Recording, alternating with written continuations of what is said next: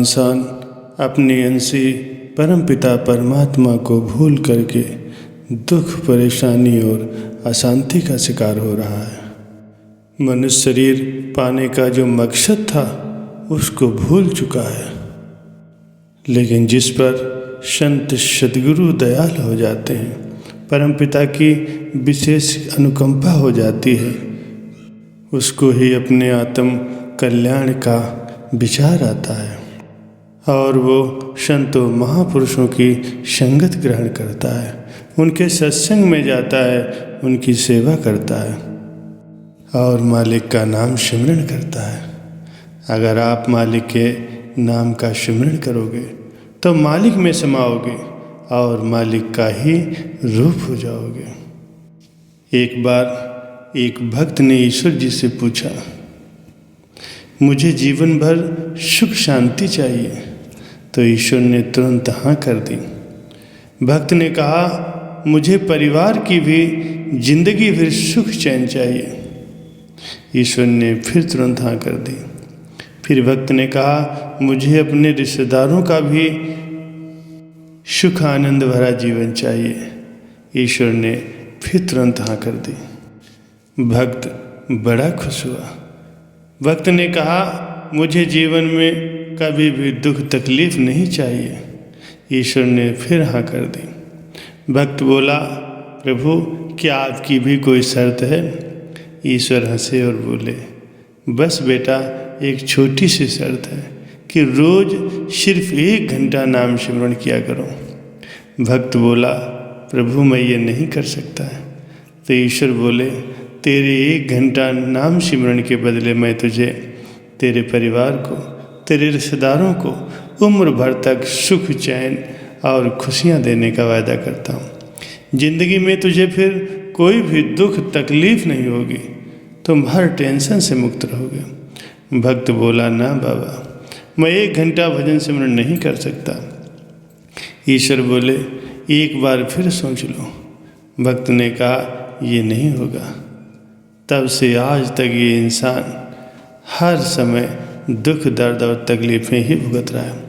वो नाम दान तो ले लेता है, ईश्वर से वादा भी करता है, दावा भी करता है, पर सिर्फ 1 घंटा भजन सिमरन नहीं कर सकता।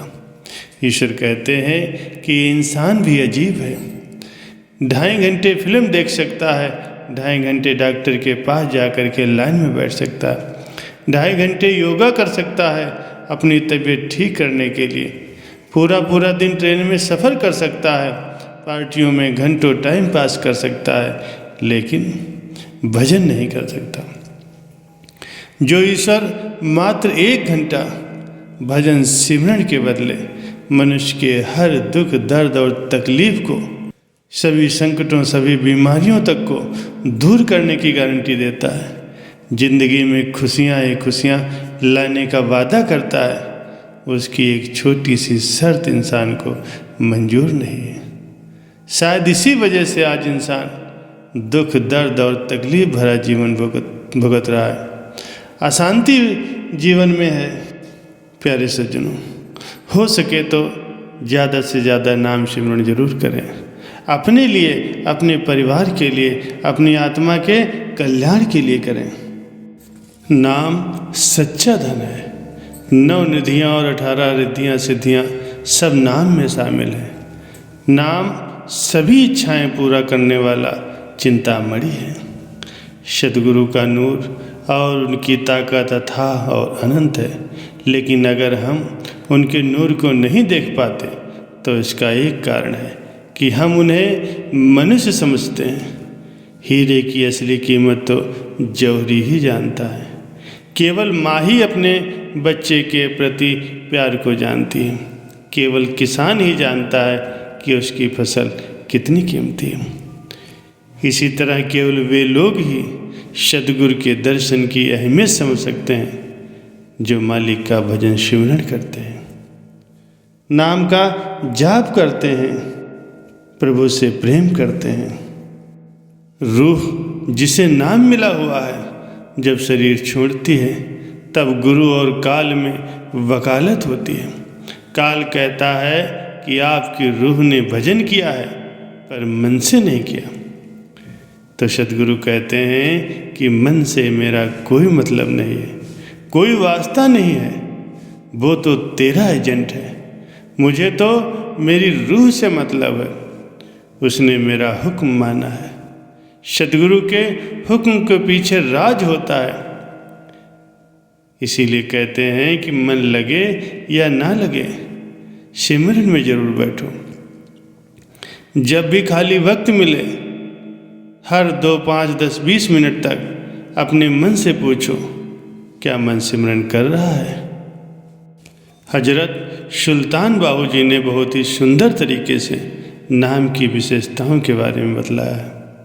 पहला ये है कि वह बिना पढ़े ही पढ़ा जा सकता है, यानी उसका जुबान से कोई वास्ता ही नहीं है। दूसरा ये कि वह बिना सुने सुना जा सकता है, यानी उसका इन बाहरी कानों से भी कोई वास्ता नहीं है।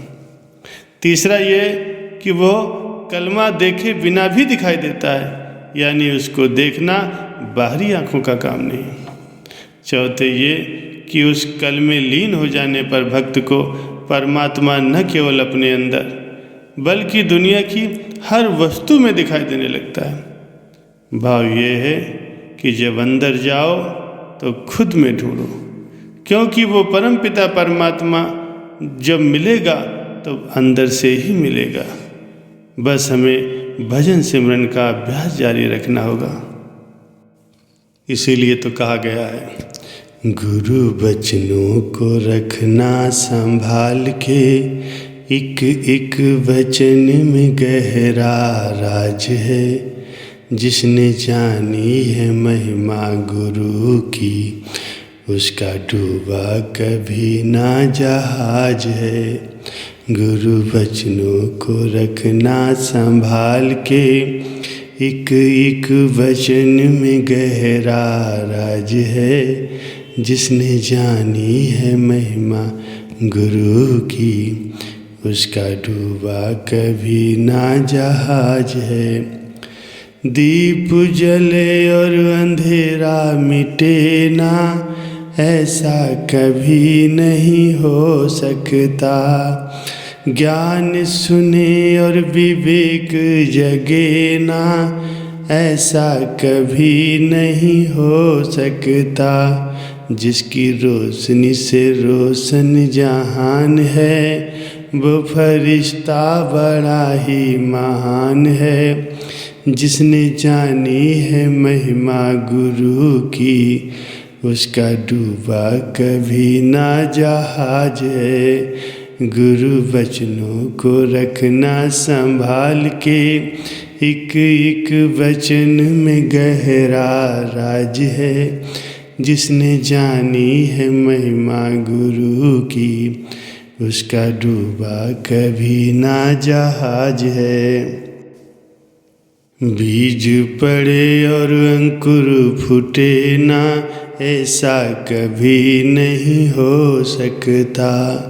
कर्म करे और फल भोगे ना, ऐसा कभी नहीं हो सकता। कर्म करने को तू होशियार है, फल भोगने में बड़ा ही लाचार है। जिसने जानी है महिमा गुरु की, उसका डूबा कभी ना जहाज है। गुरु वचनों को रखना संभाल के, एक एक वचन में गहरा राज है। जिसने जानी है महिमा गुरु की, उसका डूबा कभी ना जहाज है। ठोकर लगे सतगुरु ना संभालें, ऐसा कभी नहीं हो सकता। ठोकर लगे सतगुरु ना संभालें, ऐसा कभी नहीं हो सकता। जब हम पुकारें और वो न आए, ऐसा कभी नहीं हो सकता। उसके हाथों में सौंप दे तू हाथ, वो तो अंग संग तेरे साथ है। जिसने जानी है महिमा गुरु की, उसका डूबा कभी ना जहाज है। गुरु वचनों को रखना संभाल के, एक एक वचन में गहरा राज है। जिसने जानी है महिमा गुरु की, उसका डूबा कभी ना जहाज है।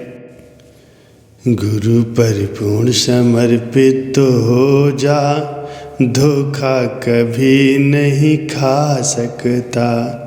लक्ष्मण रेखा सत्संग की हो तो रावण कभी नहीं आ सकता।